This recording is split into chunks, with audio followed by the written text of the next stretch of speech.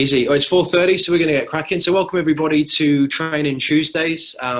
Just as a show of hands or a yes in the chat on Facebook Live as well. Who's watched or listened to us, our training before, just as a quick show of hands, or a yes in the chat would be good. Same on Facebook. So anyone that's heard us before? Yeah, easy. That's good. That's a quick mic check as well. And for those, like maybe anyone who hasn't, this is the first time? So hands up, or anyone who hasn't spoken to us before. Hey there, Brandon. Nice to see you, mate. Good stuff. Okay, cool. So for those of you who it is the first time, I'll just reintroduce myself. So I'm Rob Hawkes, head of coaching here at ISR. I've been with them for over 4 years now, training and development for the last 10. And I'm here with Chris Blackburn. Yeah, hi everyone. As Rob said, I'm Chris Blackburn, head of sales for ISR. I've been in the industry for around 15 years. So we're both very excited today that we are starting our new series called Training Tuesdays, which is exactly how it sounds. We're going to go live every 2 weeks, covering all areas: sales, communication, negotiation, and much, much more. So today's subject is going to be around becoming a better speaker. Myself, Rob, and the ISR team, we were very fortunate to actually spend a full day with a gentleman by the name of Harry Singha on Friday in Brisbane. So I guess is anybody out there already that's doing public speaking or even thinking about it? Maybe again, just drop a quick Y in the chat function there. I know Chantel. Yeah, Chantel as well. And anyone on Facebook as well, make sure you put in the chat if you do or not. Yeah, and a bit of a backstory. I don't know if many people have heard of Harry. He's actually a speaking coach for the likes of Tony Robbins, Sir Richard Branson, Lord Alan Sugar, Gary Vee, and many, many more. So I guess me and Rob, we thought it was a great way to not only solidify the training following a model called FAST, if nobody's heard of a gentleman by the name of Jim Quick, that's spelled K-W-I-K, highly recommend that. Basically, it's where you learn and then you teach something straight away to really embed the knowledge to make it more practical day to day. So if everybody can get ready, grab a pen. If you're driving, make sure you jump back in the academy tomorrow. And you can go back, obviously, and watch that. Brandon, it looked like he was in Times Square. In there. So just a quick backstory, like Chris said, in regards to Harry Singha. So just really quickly, Ryan reached out to Harry a short while ago. Harry had actually been kind of watching ISR, and Ryan, as always, was looking to invest in himself. And Harry's on the Success Resources circuit. And, Ryan is wanting to make sure that he ultimately stays recent, stays frequent, and stays on the top of his game. So he invested in bringing Harry as his own coach. And as Chris said, we were fortunate to go to an event with Harry on Friday. And I guess in that whole public circuit, Ryan is going to be on stage with Jordan Balfour.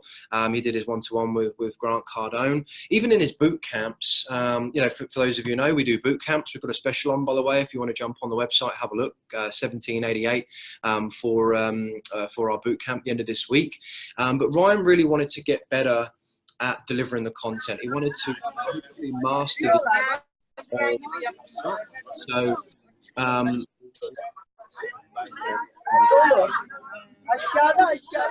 that's really distracted. Basically, we were looking at being able to master the art of public speaking. So Ryan was, hey Mandy. Hey Mandy, how are you? So working with Harry was great. We obviously had an 8 hours with him. So what we're going to try to do today is to bring as much of that in, or our biggest takeaway. So bear with us, because in less than 30 minutes, it's going to be impossible. But today's purpose is to really understand some of the fundamentals that Harry shared with the group around public speaking. If we do have time, we'll hopefully have the opportunity for a bit of a brief Q&A at the end, if that sounds good to everyone. I get a couple of nods in there. But Chris, I'll start by asking you, mate, what was your biggest takeaway from Friday's Become a Better Speaker with Harry Singha? What was your biggest one? Yeah, I think like what you've said there, Rob, I think to summarise 8 hours of the practical content that we receive from Harry is going to be impossible in the time that we've got. But I think for me, with my experience in 15 years and still having this as a major takeaway, was really three key practicals, or what we'd, I guess, classify as fundamentals, and 3 points that you must know before you even start speaking, and I'll get into them in a moment. But one thing that Harry really explained was really the importance, I guess, around creating a close prior to even starting, really. You know the close, and I guess the intent of the actual communication. So, for example, I mean, looking at booking a secondary call, signing up to a program, buying product.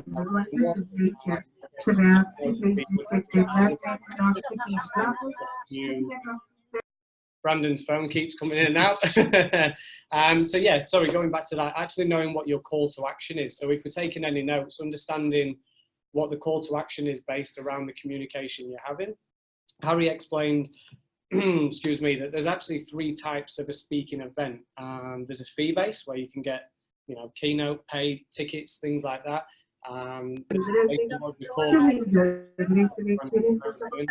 There's also something called back end. So that's basically where you actually sell from stage. And then there's also an invitation to look at, secondary conversations. So I think Harry described having a closing statement or a buying belief prior to starting any speaking interaction. So more so from the planning one, it was know what your close is. Exactly right. Yeah, really have the core fundamentals that we'll jump into, and really a set guideline on how to do that. And a close, not just transactional either, right? 100%. Yeah. I mean, if you're looking just for a secondary conversation to even think, can we help this person? But we need to have a call. I know that Harry's in our office tomorrow, and he's back to back with people that want to have more conversations with him. So it's not about just having a transactional close. I think we've all been to events where it's, waiting for that and thinking, this person's just going to try and close something, or how much is their service going to be? So I think people only remember, the first and the last thing that you say. So one thing that we work on, obviously, around the sales and the communication is actually seeding your close throughout your communication. So again, going back to Harry, because that's what we're here to do, is to share ideas. He was, well, let's be honest, he was very transparent of the value, what he can offer. 4 hours into an 8-hour session, provided 50 business owners that took the day out on a Friday to come and, see him and have a listen in. 4 hours in, he offered the first, closing opportunity, essentially, take advantage of a product. So that's obviously where you sell from stage, or an invitation to come and have a one-on-one session to discuss personal mentoring and see whether he's going to be a suitable fit. Yeah, so he had his, halfway through, he closed. He had, here's what I do. Exactly. And he actually seeded it throughout in that first 4 hours. So it was really, it was really powerful. And at the end of the 8 hours, we received exactly the same close. But I don't think anybody in that room there, and that was one of the first times I've actually seen that from a speaking presentation. I don't think anybody was shocked at the end to see the actual offer that Harry had on the day. And I believe that's why his conversion rates was pretty through the roof, So I guess what we're saying there, if you've got a 30-minute presentation, let's say, try and look at the 15-minute mark to start getting some buy-in from the audience. I'm not too sure if Ben and Rachel are in here. They actually attended the event on Friday. One of my clients that own a gym out in Jim Boomba in Queensland, and they're actually doing that with a new promotion. They've got their clients coming in for 30 minutes, and their whole intention was to provide the close towards the back end. But what Harry's worked on them with is having that halfway through, getting some buy-in, and then giving, I think, more time to add more value to their proposition prior to the back end. So people aren't just waiting for it to come. Just bring up the white elephant, I think that's what's going to be important. So as we said, there's 3 main practicals. Jot these down if you can. So pen at the ready. Number 1 was, what are you going to say? So before you start thinking of the presentation, the introduction, what is the intent, what is the call to action, and what is the close? So I guess the body and the framework around what the presentation and what the speaking event's going to be. So number 1, what are you going to say? Number 2, going into 9/10 of your communication through tone and body language. That'd be another session. Obviously, if you're in the academy, jump in and have a listen to that as you're writing your close. But number 2, how are you going to say it? So how are you actually going to deliver the content? And then number 3 is, what are you going to get them to do? What is the call to action? Is it going to be a secondary call? Is it going to be offering a product, a presentation, that kind of thing. Yeah, cool. So hopefully that helps. So 3 things: what are you going to say, how are you going to say it, and what are you going to get them to do? So, you know, again, for people through Facebook, we've got the opportunity to maybe meet for the first time and may not be a part of our training already, and may be intrigued to know a little bit more about our business and the companies we're very fortunate to work with. You know, you can email us your name, best contact number, through to admin, so ADMIN, admin@isrtraining.com.au, or just jump into the Facebook chat, book a complimentary discovery call with one of the trainers, and we'll get a better understanding of your business and see if we can even help, you know? Yeah. So I think that was a big thing around having the practicality around the close. See what we did there, Chris? You closed halfway through. I like it. Awesome. And then the second thing, just to add on, I guess my number one takeaway was the close, but bring yourself into the game. And one thing that really resonated quite strongly with myself, I think, was what Harry said, was having authenticity with purpose.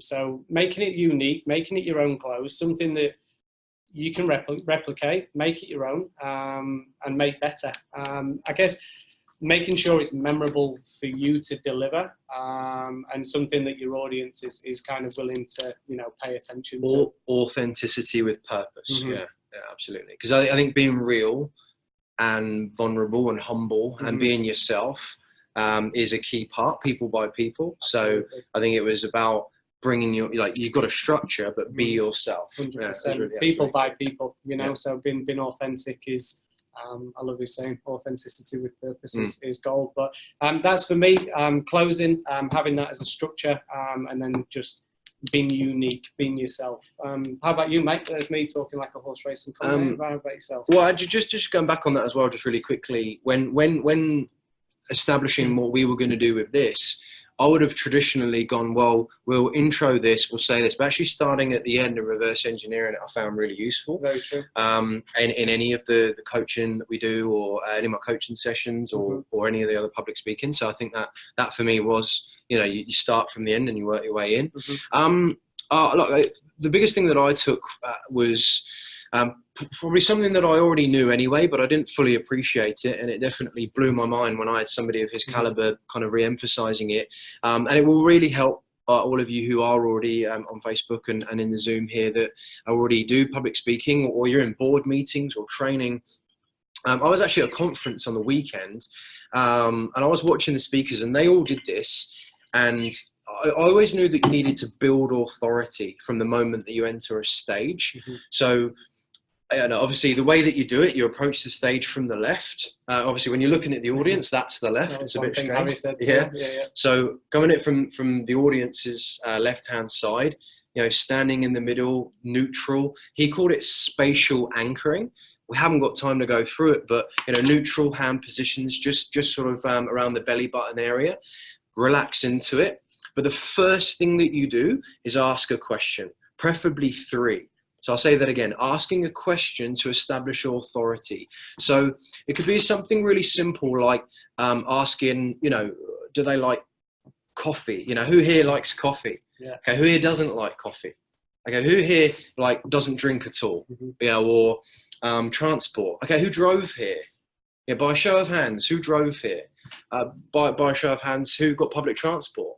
Okay, and who's old school? Who walked here? You know, just a bit of a joke, but it's about establishing authority, and I guess where possible, making it relevant to your industry. So for us as sales trainers, we might say, first thing out of your mouth, who here is a salesperson? Okay, who here consider themselves to not be a salesperson? And who doesn't know what I'm talking about? Okay, so and he said it's about including everyone in the room. He actually said about Ryan did a really good intro, but who would like to know the real me? And everyone put up their hands straight away, and he's got instant authority, and he carried that around them, and that's not by accident. Would that be going back to the authenticity with purpose then? He was 100%. incredibly unique with his style of deliverance. But because that was him. So I think that was I thought that was really important. I think if you look at any speaker, and you know, and Harry actually said that when people are looking to hire speakers, they'll actually look at that. They will look at your opening. Yeah. So if you go into it saying, "Hi, I'm Rob," and I used to say, for those of you who don't know me, but actually that's not the thing that I should be doing. The first thing you should do is ask a question. If you don't, they will already deselect you. So if you're making notes on that, first thing you should do is ask them a question. Board meeting, whatever it is, get out there and ask a question. And you say ideally three. Three was to get the entire room. Yeah. I think when you're doing group hit sessions, when we do the big so corporate sessions, or when we've got a room full of people, it's about winning all of them over. Make sure that people know that you're an authority figure, especially if you've paid, your boss has paid, and there's loads of people in the room. So that was one. The other thing, so just quickly on that, Mandy, absolutely. So when you're going to present, I'll let Rob take over that because this is his part. But yeah, absolutely, asking a question prior to. 100%. Ask a question before you introduce. 100%. Once you've asked that question, you've got, or you've established authority. Then you can introduce yourself as to who you are. Does that answer your question? Easy. Awesome.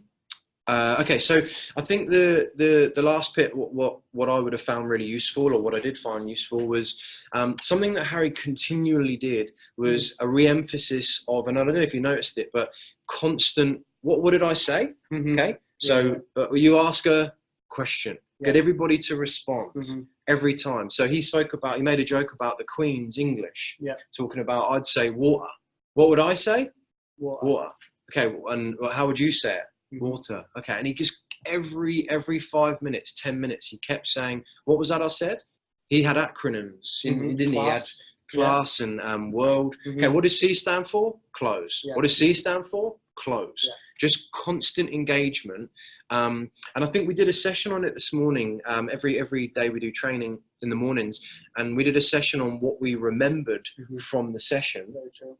And you don't remember half of it. I mean, I took notes and notes on it, but I think you never really remember. So if you're constantly reaffirming and going over what it is, there's a saying that what people write down, they remember. What a man hears, he forgets, but what he writes down, he remembers.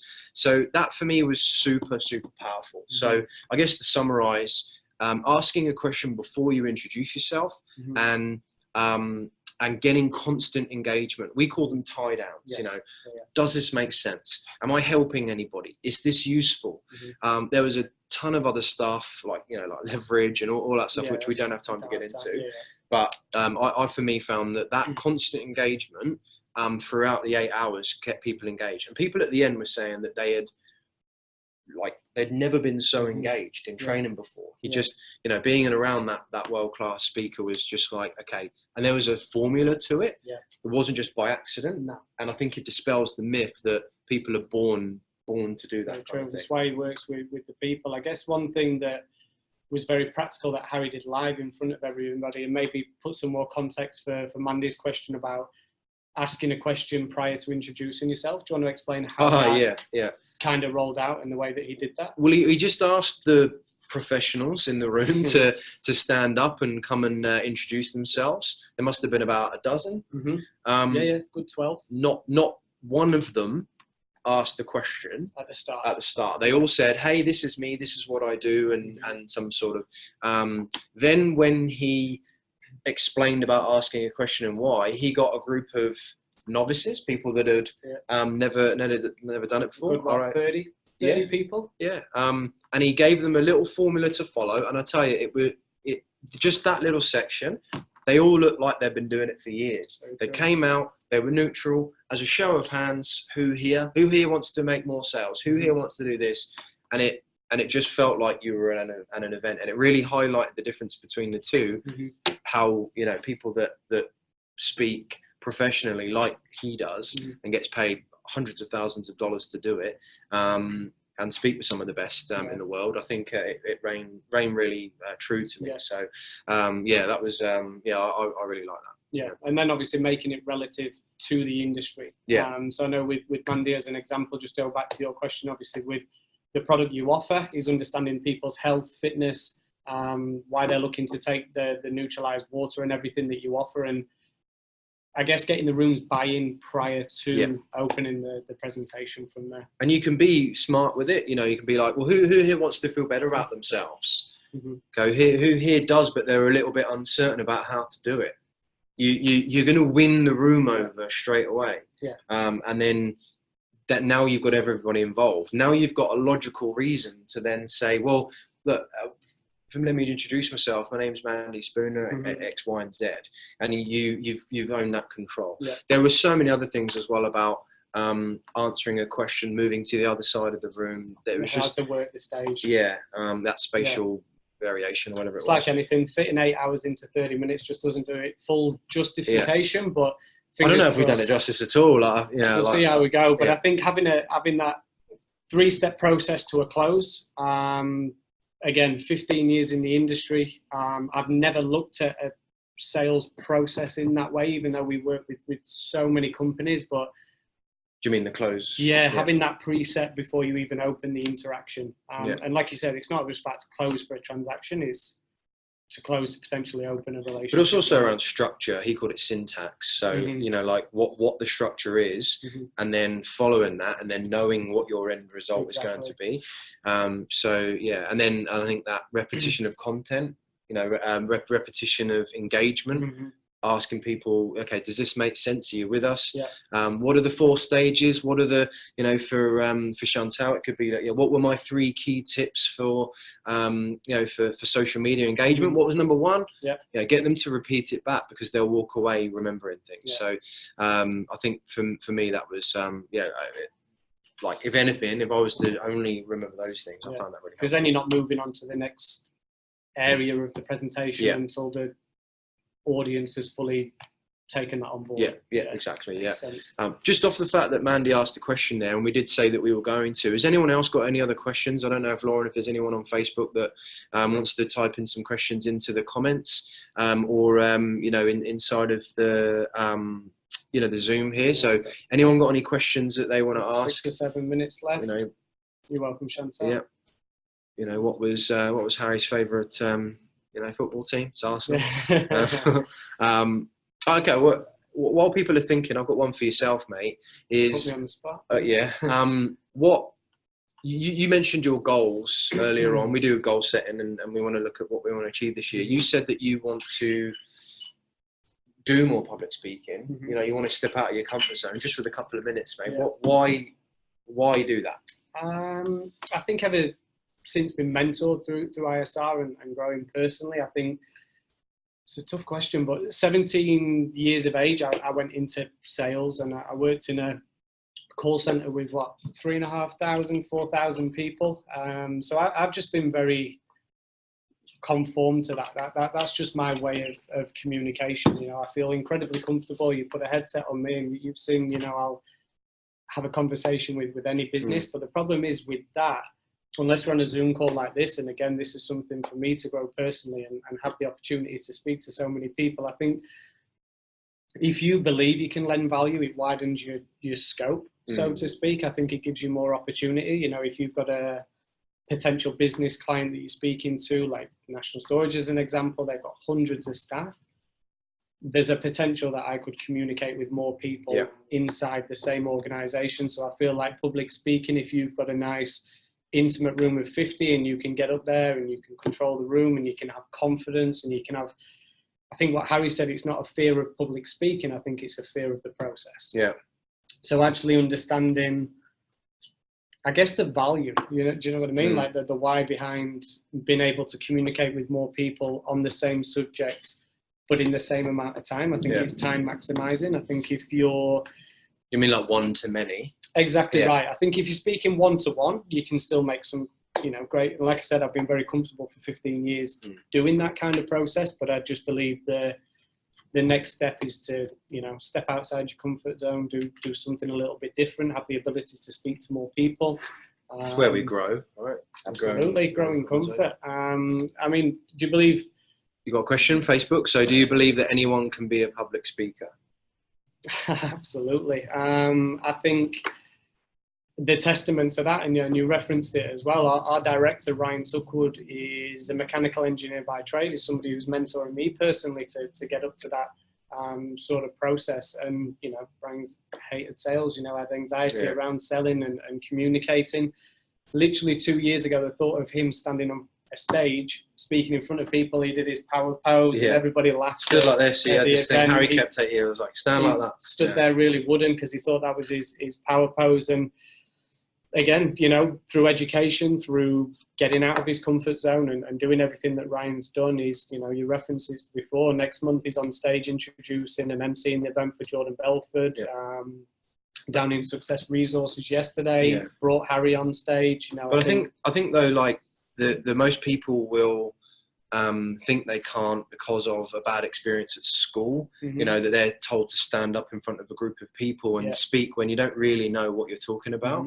And I think that, like anything, it's all learned behaviour. So, you know, with a 2.5-year-old daughter, you know, that all the things that she's picking up is what she's being taught. 100%. So it is a process, it is a structure, and there's an element that you can go and wing something, but there are people that are naturally more confident, that, you know, they're maybe more confident in themselves. But I think that if you give someone that structure, you tell them how to do it, what to ask, how to, you know, raise that enthusiasm level, how to engage, and you speak on a topic that you're passionate in. He said that the middle part, the kind of the content, it just flows anyway. If you can create some systems and some acronyms and some things that can help you remember the content, maybe we'll have that anchor point. Maybe we'll do that in another session. 100%. To answer that question, absolutely. Yes, you can do it. Facebook. I think it's as well, if you've never had that as a normal thing that you do, if that kind of makes sense. Like if you've never stood up on stage and spoke to 100 people before, then the thought of doing that would kind of be off-putting. You know, I don't know if that's just my personal opinion, but I think once you've been there and done it and spoken with, you know, hundreds of people, and you get the feedback and you get, I guess what people enjoy is affirmations to let you know that you've done a good job. It just encourages you to do more. So that's how I see Ryan's journey over the last 2 years. Yeah, it's good stuff. Awesome. So 3 minutes to go. Rob, anything to ask there? No, I think I'm good. I think we've answered a couple of questions, and I think we've covered a fair bit. But no, I think I'm good. Amazing. So I guess we're almost out of time for our first ever Training Tuesday. So really looking forward to. Flown by. We've done it half an hour. We may have to extend this one. So just as a wrap up, we want to thank everybody today. If you're watching inside the Swish Academy, we'll see you in next week's webinar with our co-founder Jack Corbett. He's actually going to be covering controlling a conversation. That's going to be next Tuesday, the 28th at 12 p.m. Queensland time. And again, don't forget this is recorded and go in your portal tomorrow, so you can go back and watch that on demand. So 2 final really quick questions before we finish. I guess just a bit of feedback from myself and Rob. As a why in the chat, show of hands, who's learned something today? Anyone? Yeah, anybody? Yeah, awesome. And I guess in that would be agreeing. You're welcome, Peter. Thanks, Peter. Agreeing that it's practical and applied immediately. I think, you know, what do we cover? Knowledge is not power, you know, action is power. So go and implement the changes today. And obviously for the people that are meeting us maybe for the first ever time through Facebook, and invite through a friend, LinkedIn, and you want to find out how more ISR may be able to assist, then please write down the email address. So it's admin@isrtraining.com.au. So admin@isrtraining.com.au.